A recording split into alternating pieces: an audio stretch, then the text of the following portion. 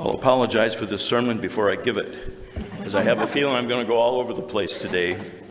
I just told Fran before I walked up here, I said I have 3 different sermons in my head, and I'm going to try to just give you one.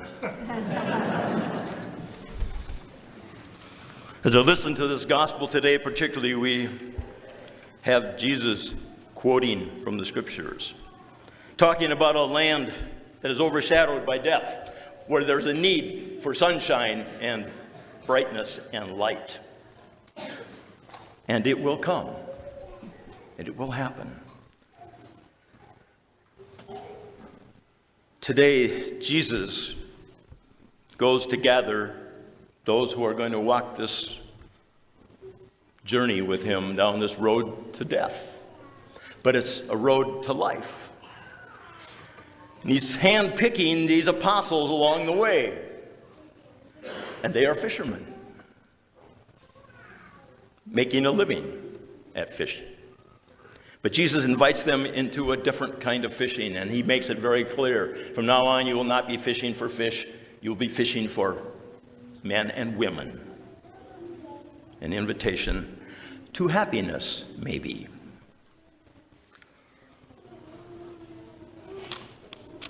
Yes, I have to admit, when I woke up this morning, every morning these last few days, I've been waking up looking for sunshine. It's sort of like, sunshine will make me feel better.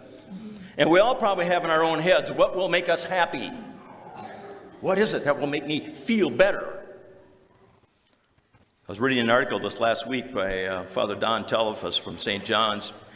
He was talking about happiness, and he said, isn't it interesting? He said, some people are just naturally happy. They just seem to smile all the time. They seem to be in a good mood all the time, even in weather like this. Even when things aren't going so well in their life, some people just seem to exude a happiness or a cheerfulness. And he said, what I've discovered, he said, in life is that those people who are out looking for happiness, trying to be happy, never seem to find it because they're looking for this happiness in things. Happiness. Is it about things? Some years ago, I saw there are 5 of us priests that had been in a priest fraternity group for 20-some years. And along the way, the 5 of us were visiting one day, and they said, let's go to New Zealand. Now, I'm not a big person on going on vacations to look at scenery or if I can go there to go fishing or to go hunting or go canoeing or scuba diving, I'm fine with it. But to go there just to look and walk and enjoy the scenery, I'm not into that. And so those guys all wanted to go to New Zealand, which I've had a dream to go to New Zealand. Sort of like going to New Zealand would make me happy. You know why? Because they have the largest trout in the world. And some of the most beautiful trout streams ever. And it's in gorgeous country. And I told those guys before we left, I said, you know what? I will go on this trip with you, but you got to let me go fishing.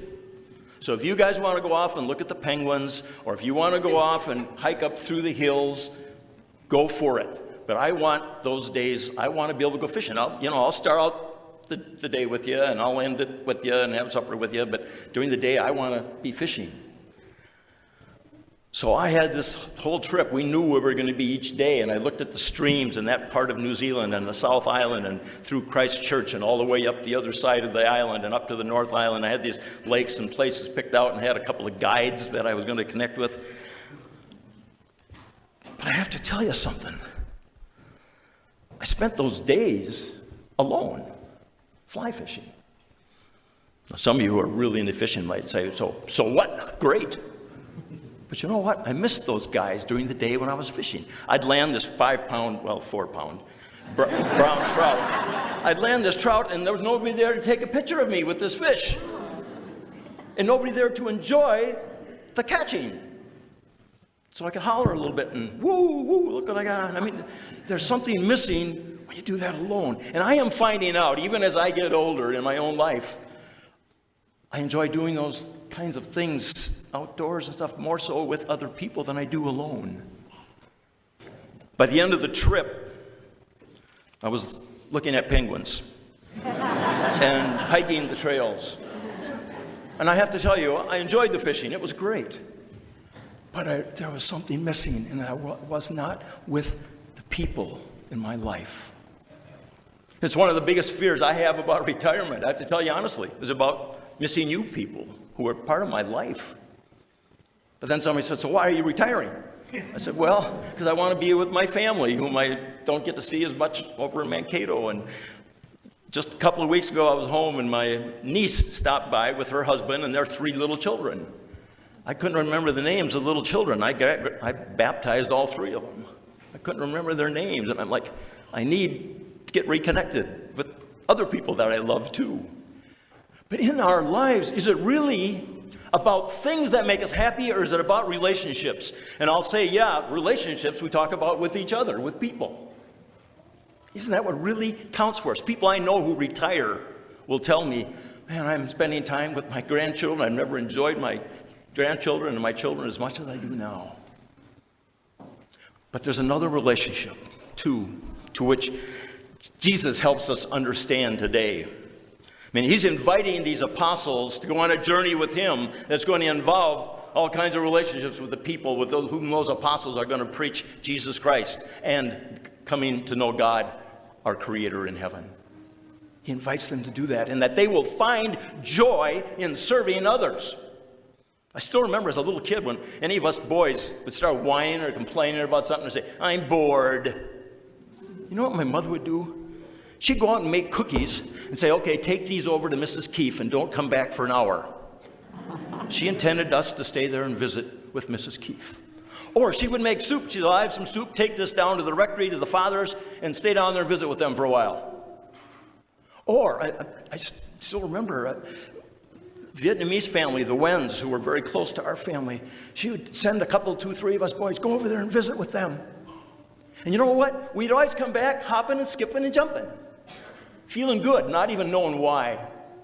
Because it was about relationships in our life that bring us life. Jesus knows that, and he sees that in every single one of us. That what really will make us happy is the relationships in our lives, not the things in our life. Particularly the relationship that we are called to have with our God in heaven. Purpose that Jesus came, the reason that Jesus chose his apostles to help us understand how much God loves us through people like Jesus and through people with whom we sit right now who love us already. Isn't that the greatest gift? Those whom we love on this earth. And if I can spend every day thanking God for that, then I will be happy. Father Don Telefus says, here we are in this country, we talk about life, liberty, and the pursuit of happiness. And he's very clear. Don't pursue happiness. Happiness will come to us if we love and care for each other, and we know the love of God, and we believe in it, and we live our lives like that. Then we will just be happy. We don't have to search for it or pursue it. Today we turn to our God. We know that Jesus chose those apostles for a difficult task. But it was about those apostles connecting with the people to whom they ministered, to help them know how much God loved them. And in knowing that love of God, we would truly come to love each other better too.